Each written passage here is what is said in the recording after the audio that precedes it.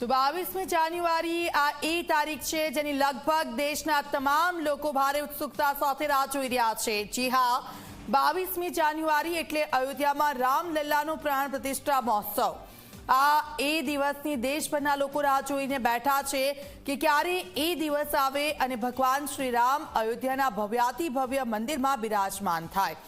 અયોધ્યામાં બનેલા ભગવાન શ્રી રામના મંદિરની અનેક વિશેષતાઓ છે।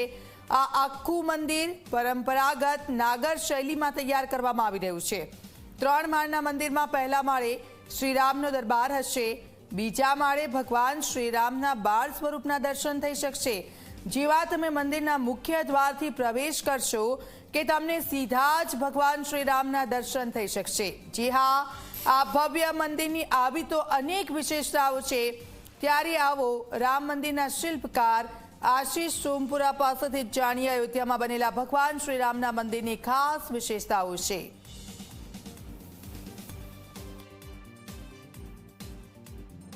દુનિયાના કરોડો હિન્દુઓની આસ્થાના પ્રતીક સમાન અયોધ્યા ખાતે ભગવાન રામના મંદિરની લાંબા સમયથી રાહ જોવાતી હતી।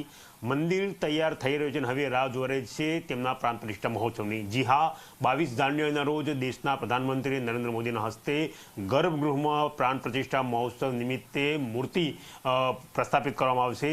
આ મંદિરની વિશેષતા શું છે તે અંગે વાત કરવા માટે આપણી સાથે જોડાયા છે આશીષભાઈ સોમપુરા કે જેઓ આ મંદિરના શિલ્પકાર છે। વાત કરીશું તેમની સાથે।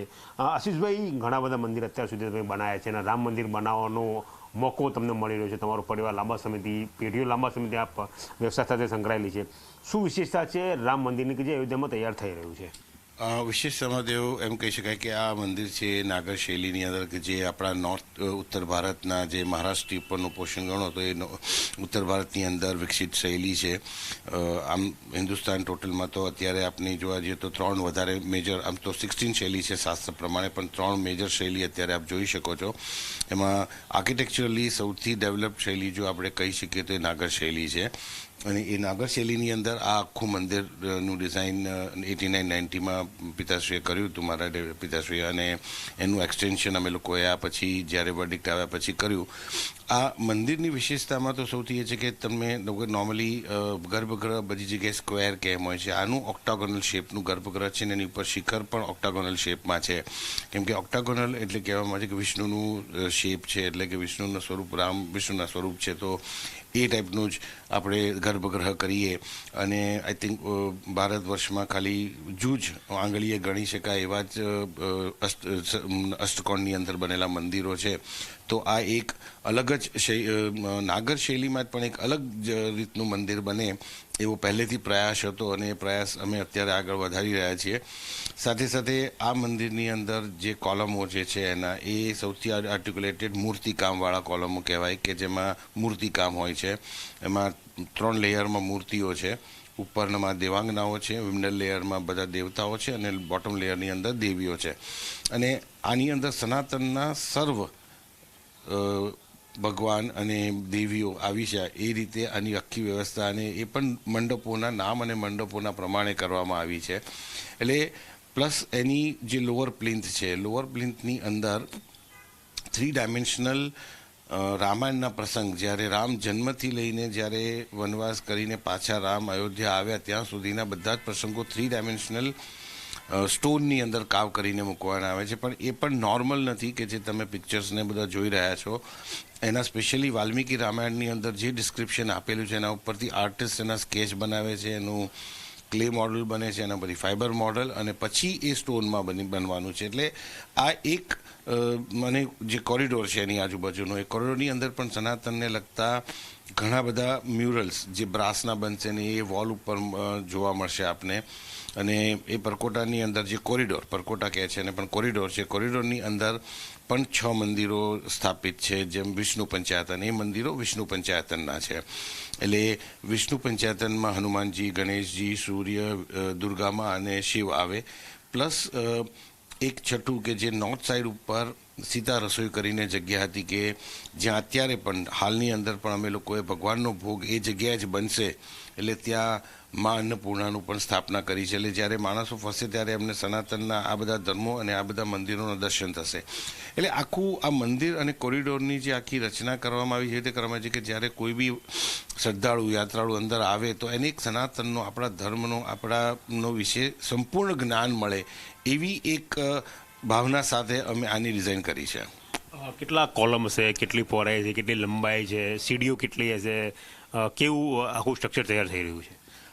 સીડીઓને હવે એક્ઝેક્ટ તો તમને મને એક્ઝેક્ટ મોડેલ નથી. 250 ફૂટની પહોળાઈ છે, 350 ફૂટની લગભગ લંબાઈ છે, 161 ફૂટની હાઇટ છે એની, અને 12 ફૂટની પહેલી લોઅર પ્લિન્થ છે, પછી 4.5 ફૂટની અપર પ્લિન્થ છે.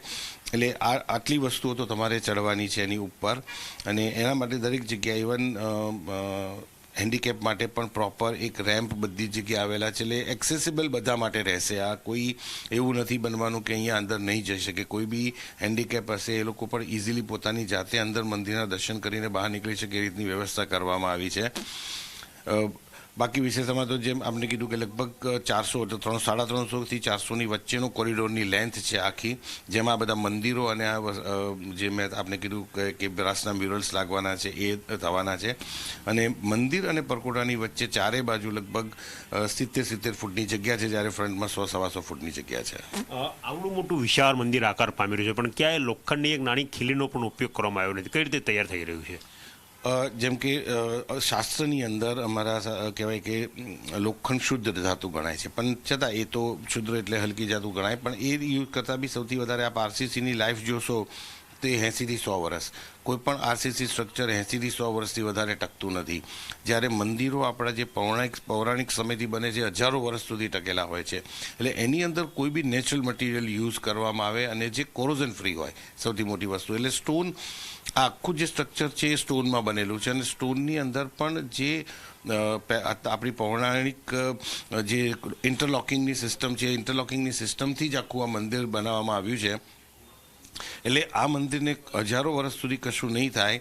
અને એક આપણા દર્શકો માટે કહી શકું કે આ વિશ્વનું પહેલું મંદિર છે કે જેનું structure 3D analysis CBRI Roorkee દ્વારા કરવામાં આવ્યું છે ફોર 2500 યર્સ.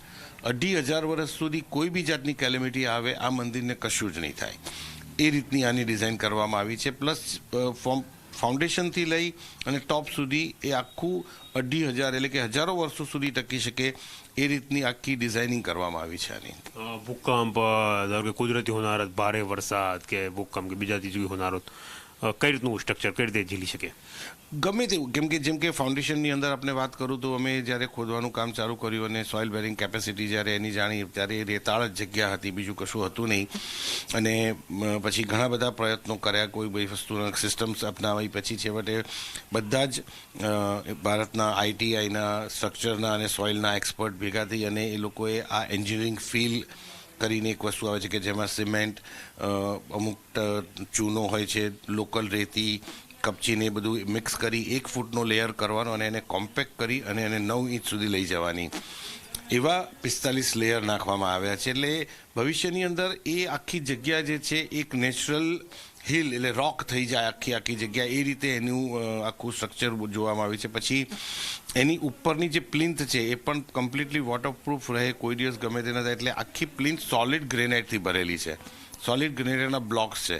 એટલે કોઈ જગ્યાએ કોઈ પણ જગ્યાએ કચાશ રાખ્યા વગર એવી રીતની ડિઝાઇનને એ રીતનું મટીરિયલ યુઝ કરવામાં આવ્યું છે કે જે કોઈ પણ જાતની કેલેમિટી, ફ્લડ, અર્થક્વેક, કંઈ પણ થાય આ મંદિરને કોઈ અસર નહીં થાય.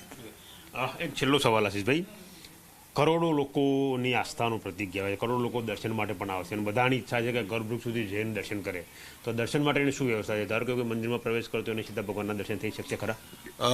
એટલું તો હું ડેફિનેટલી કહી શકું છું કે જેવા તમે ઈસ્ટ સાઈડ પરથી એની એન્ટ્રી છે, ઈસ્ટ સાઈડ પરથી જેવા પોડિયમ પર ચડશો અને જે અપર પ્લિન્થ જે હું કહું છું, અપર પ્લિન્થનું જેવા સિંહ દ્વારથી ઈસ્ટ સાઈડમાંથી મંદિરમાં એન્ટર થશો ત્યાંથી આપને મૂર્તિ દેખાશે અને આપ ચાલતા ચાલતા છેક આગળ સુધી ગર્ભગૃહ સુધી જતાં જતાં આપને કન્ટિન્યુઅસ એ ભગવાનના દર્શન કરી શકશો એ રીતની વ્યવસ્થા છે. આભાર. તો આ હતા આશીષભાઈ સોમપુરા, જેમનું કહેવું છે કે જે આસ્થા સાથે આ મંદિર તૈયાર થયેલું છે, જેમાં જે પણ કોઈ વ્યક્તિ સિંહદ્વારથી પ્રવેશ કરશે અને પ્રથમ જે લીંદ ખરી ત્યાં ઉપર ચડશે, તરત જ તેને ગર્ભગૃહમાં ભગવાન રામલલ્લાના દર્શન થશે. ગર્ભગૃહમાં પ્રાણ પ્રતિષ્ઠા મહોત્સવ 22 જાન્યુઆરીના રોજ યોજાવાનો છે અને જેના માટેની તૈયારીઓ પૂર્ણ થઈ રહી છે.